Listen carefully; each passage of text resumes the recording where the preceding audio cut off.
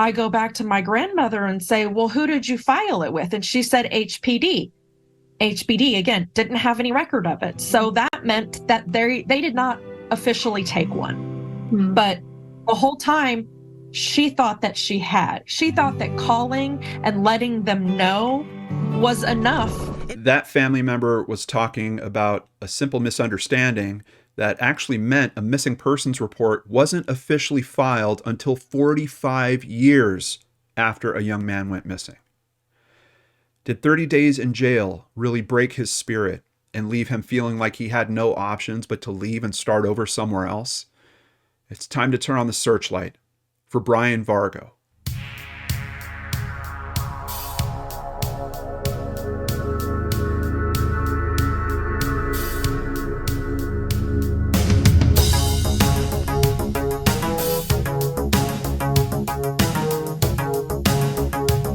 Welcome back to Brain Scratch Searchlight. I'm John Lorden. Thank you so much for caring about these cases like I do.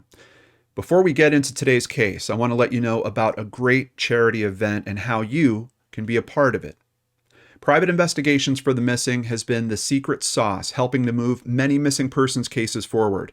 Founded by Bruce Maitland, father of missing person Brianna Maitland, this nonprofit organization provides professional investigative services to families of missing persons at no cost. Since 2018, they've been involved with over 80 missing persons cases, and now they're holding their first 5K Run for the Missing. It'll be held at Memorial Park in Reading, Massachusetts on October 8th, 2023. All funds raised will go directly to their mission of supporting families with missing loved ones. Support a great charity while you participate in this fun run at your own pace, and if you just can't be there in person, you can also run it virtually and still support this amazing organization. We have a link in the description box below with all the details that you need. I'm also very proud to announce that LordanArts is a sponsor for this event. A big thank you to all of our Patreon and PayPal supporters for making that happen. Now, let's get back to today's case. Brian Thomas Vargo was born to Rita and Frank Vargo on September 8, 1955. He was the second youngest of 5 children and grew up in Houston, Texas. He graduated from Westchester High School and was known to be very good at math. Although a bit introverted and reserved, Brian had a good number of friends and was sometimes described as the smartest man in the room. Everything to Brian was a mathematical calculation. He also loved to collect stamps and build model cars. After graduating, he and several of his friends from school moved to Austin to attend classes at the University of Texas, where he studied architectural engineering. Their first year of college, Brian stayed in the Castilian dorms right off what's known as the Drag. His friends recall how much fun they had their freshman year. Ron West, a friend who met Brian back in junior high, remembers the time that they pried a door open to spend time on the roof of a 22-story building, or the time that they dangled a fire hose out of a 13th floor window so they could enter the parking garage below. Brian seemed to have adjusted well to his first year away from home, and in the spring of 1975, he even made the honor roll. That summer, however, things would change for Brian. On July 30th, while he stayed at home in Houston, he was caught by police officers driving on the wrong side of the road late one night. When his car was searched, they found marijuana.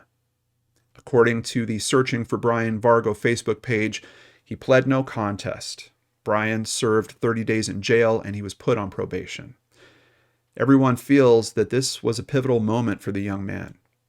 Brian made veiled references to friends and family, as well as in personal letters and journals about him having lost interest in everything in his life.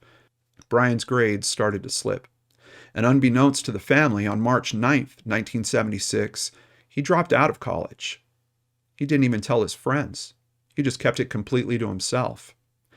At this time, the 20-year-old was living off campus with 2 other roommates. Spring break was right around the corner, and Brian told everyone that he was going to be traveling to Colorado to either take a self-guided tour of the state or to spend time at a dude ranch. Reports on this seem to vary.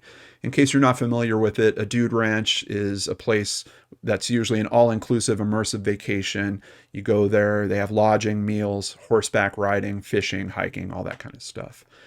That March, Brian climbed into his white Mazda RX-2 and he started his journey to Colorado. Somewhere along the way, his family says that the car broke down. Leaving the car with either a mechanic or leaving the car at some form of service station, Brian boarded a bus and he headed back to his family home in Houston.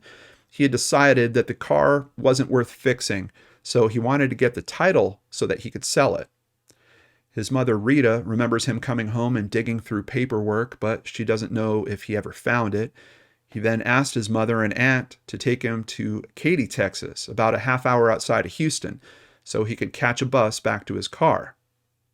And that is what his family assumes that he did or tried to do. Rita said that because of his age, she didn't accompany him to buy the ticket or watch him get on the bus. And this was the last time his family actually saw him. When spring break was over, Brian didn't return to the apartment that he was sharing in Austin.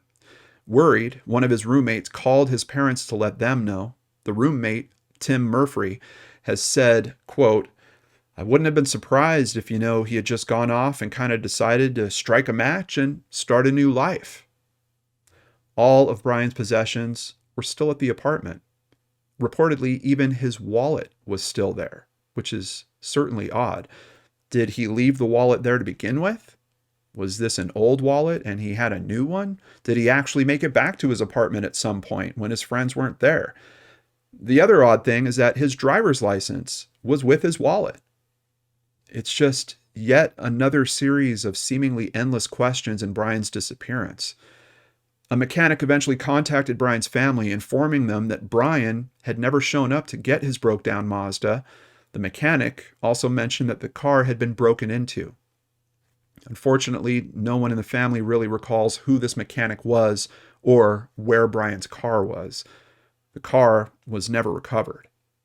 We have no idea if Brian might have been the person to break into it, but based on how he left other personal items behind, to me, it just doesn't seem likely. Concerned, his mother called the police, but was told, as we often hear in these stories, that Brian was an adult and he could go missing if he wanted to. As more time went by, the family began to realize that something was very wrong, and they called the police back. Despite their numerous phone calls, it seems that no missing persons report was ever actually filed, and every time the family called to check on Brian's status, they were told the same thing as before: he could go missing if he wants to. It was much more common in the 1970s for young men to travel afar in an effort to find themselves, and that's what everyone assumed was happening.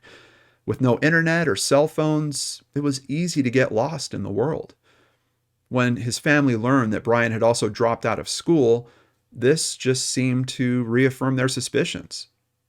His youngest sister, Vanita, says that she found a letter that Brian had written to their father during this time that said, "I just need to get away. I need to take some time." For a time, Rita kept Brian's room just the way that he had left it, waiting for his return. That day never came. Because the police were no help in this matter, his father, Frank, hired a private investigator. Brian's roommate, Tim, remembers the investigator saying, "I do remember that his line of questioning, he approached this as if that it had to be drug-related at the time. I totally didn't buy that, and I still don't all these years later." Tim also told Dateline that he has been around addicts, and Brian wasn't one of them. Quote, "He smoked weed and drank beer, but he didn't have a greed for drugs." From this point on, everyone seemed to accept the fact that Brian was simply gone, and they didn't know what happened. When his mother, Rita, was approached by anyone asking about her son, she just shied away from them and the conversation. Vanita tried to officially file a missing persons report about 20 years after his disappearance. Unfortunately, she was unable to fill out all the paperwork on her own, and she asked her mother for help. She didn't get the reaction that she was quite expecting. Quote, "She said, 'I don't want to know. I feel like something tragic happened to him, and I just don't want to know. So I couldn't do anything. For 46 years, Brian has been lost to his family and friends. However, very unexpectedly, Rita had a big change of heart. At the age of 99, she decided that she wanted to know what had happened to her son all those years ago. On February 2nd, 2021, the family decided to let Brian's niece, the young woman you saw at the start of today's video, Amanda, search for him. And the first thing that she did was file an official missing persons report. Amanda never met her uncle and came to know about him in a bizarre way.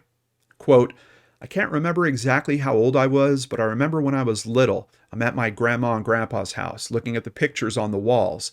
I'm looking at this and I'm counting the children and I'm like, okay, that's Uncle Mark. Okay, that's my dad. That's Aunt Robin. And that's Aunt Vanita. Grandma only had 4 children. There's 5 here." And that's when I'm like, who's that guy?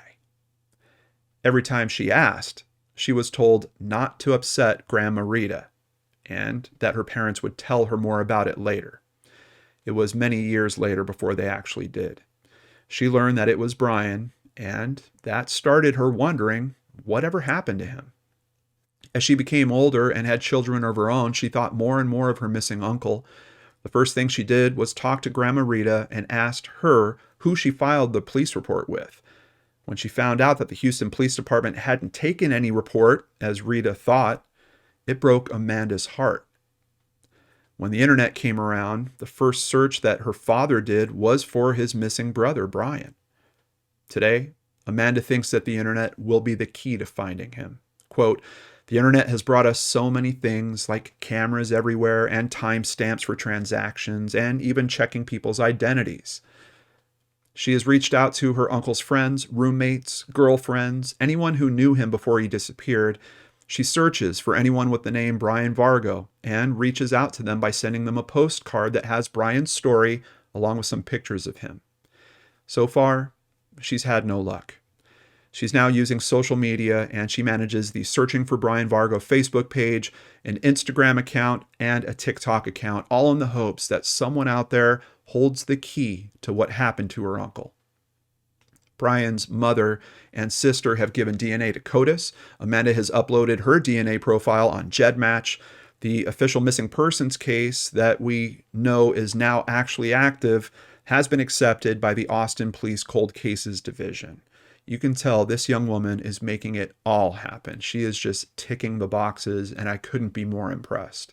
Brian's fingerprints have also been obtained from Houston police and have been attached to his profile at NamUs. All the pieces are now in play. And I just hope that they find the answer for Grandma Rita before it's too late. Brian would be 67 years old at this point. His mother says that living all those years with the pain of her son's disappearance hasn't been easy. Amanda also knows that time is of the essence. Quote, "If the people who know something start getting sick and dying, I think it could be too late within the next 5 to 10 years, she said. At the time of his disappearance, Brian had strawberry to dirty blonde hair and was about 6 feet tall.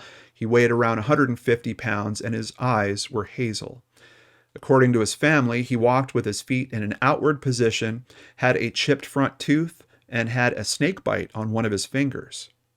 Please share this video with friends and acquaintances in Texas, especially the counties surrounding Houston. However, the truth is that Brian could have gone anywhere, so please talk about this case and share it as much as you can. And if you happen to be the person that has information on the disappearance of Brian Vargo, please contact the Austin Police Department's Missing Person Unit at 512-974-4123. If you need to remain anonymous for any reason, you can also call Crime Stoppers at 713-521-4600. Since 2015, we've always run limited commercial ads for the benefit of the viewers and the families that we're trying to help. Obviously, we can't do that without support. A big thank you to PayPal supporters Brandy Fry, Angela Welch-Sola, and Amanda Beard. If you'd like to help, please visit LordanArts.com. There you can sign up for Patreon, sign up for PayPal, buy merchandise, or even just buy us a coffee, like Crimson Topaz recently did. We really appreciate your support on our mission to run as few ads as possible and help as many cases as we can. Also, please remember to check out Private Investigations for the Missing's Run for the Missing 5K using the links down below. Thank you, Fox 26 Houston, AustinTexas.gov, NBCNews.com, The Charlie Project, NamUs, KUT.org, and Fox 7 Austin for information contributing to today's story. Also, a very big thank you to everyone that is supporting Amanda and her family as she takes on this very tough case.